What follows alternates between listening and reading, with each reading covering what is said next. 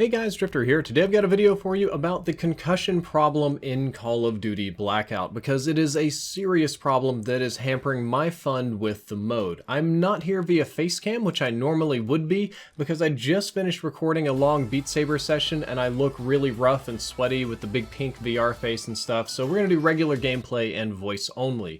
Today's video is almost all opinion, but it's coming from a guy who's played a lot of Call of Duty in the past and a guy who plays a lot of Call of Duty Blackout. I'm over 120 wins at the moment. I have all characters unlocked. I've made a bunch of guides. I've got the data. Blackout is pretty much the only mode I stream, and it's the main mode I play. My playtime in Blackout to multiplayer is probably 10-1.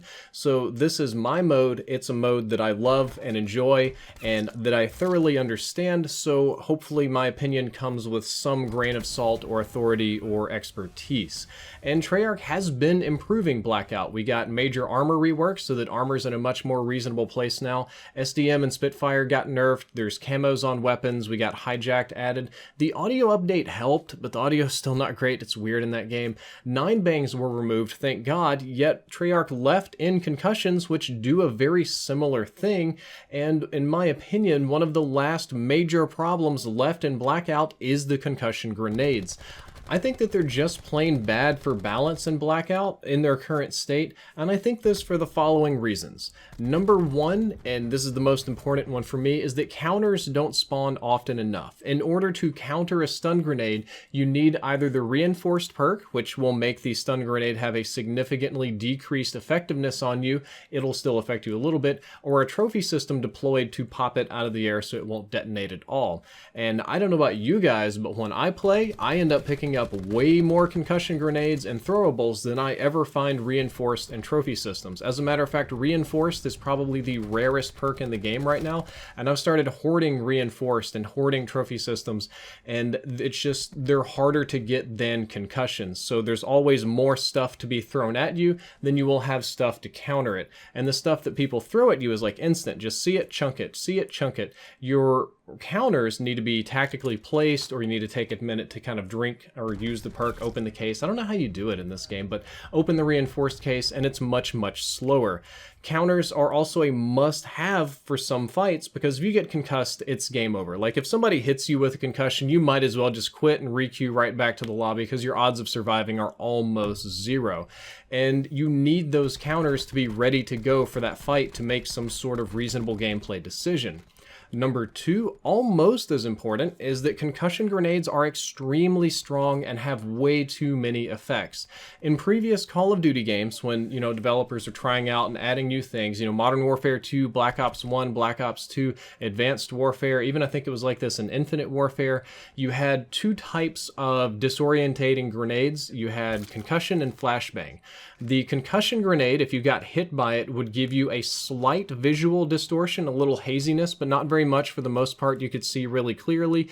You would not be able to sprint. You would only be able to walk at about a third of your normal speeds. You would walk kind of slow, and you would have slower and disoriented aim down sights movement. You could still hip fire and you could still aim down sights and shoot, but you couldn't turn around and do a whole lot, so tracking targets was really difficult. I ran these a lot. I really enjoyed freezing people in place and kind of sliding in with faster weapons and spraying, but as a downside to this, because they weren't flashbangs, people could still see me run in, and sometimes they would pre-fire or pre-aim at the door and I would die, and that was a really good gameplay counter. The flashbangs in those previous games, you would throw them and it would flash a bright white light for your screen or some sort of other visual distortion depending on the game, and the distortion would be relative to the distance. So if you got flashed from really far away, it would last like a second or quarter second, but if it was right in your face, it would be super bad. But when you were concussed, you could still sprint, you could still prone out, you could still run around, you could still shoot and track accurately if you could just guess where they're at. You just can't see them at all.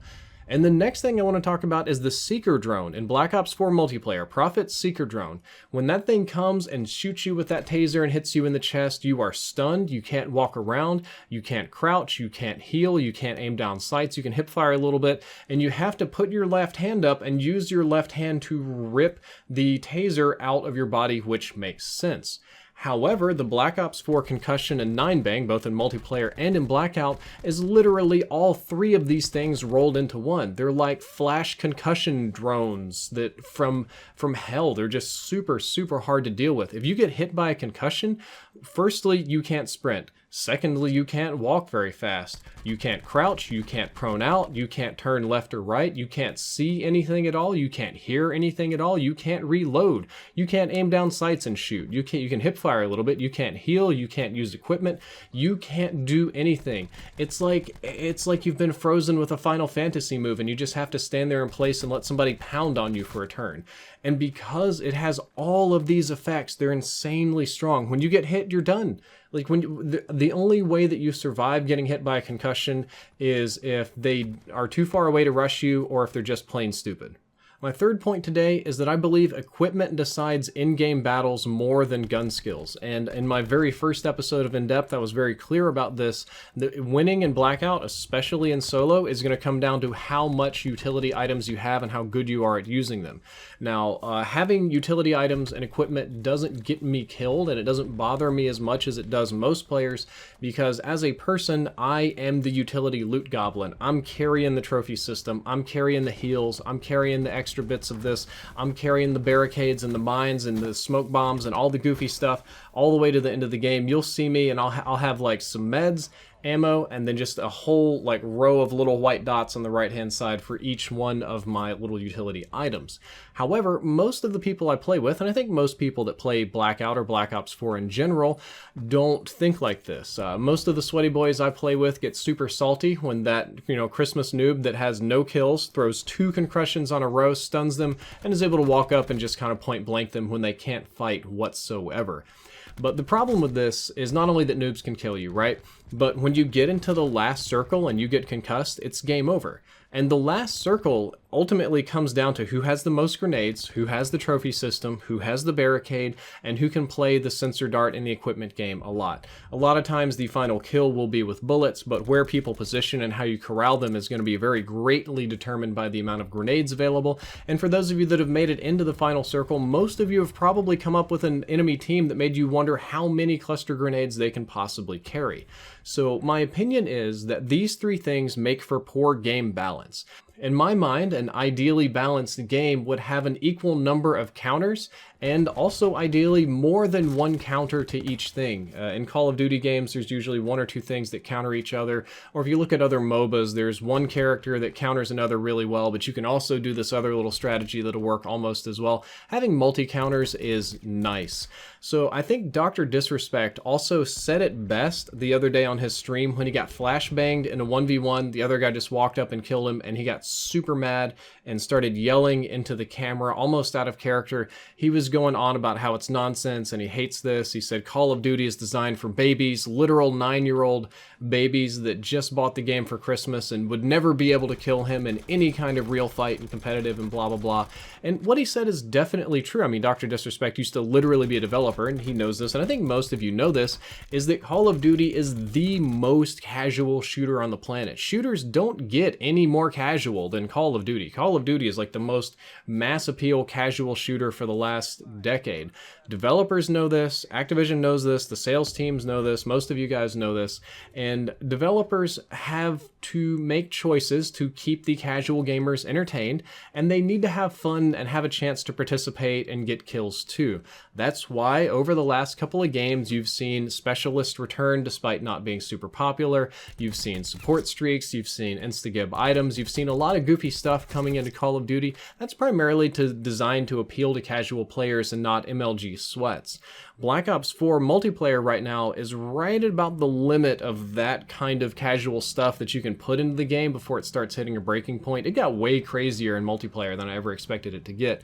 But in my opinion, Blackout is the more hardcore game mode. Blackout is closer to PUBG than it is to Call of Duty. It's more tactical, it's more sweaty, you have to make better decisions, your aim matters more because you get 1 life. People aren't scuff jumping around like crazy and climbing and grab slamming and stuff like that.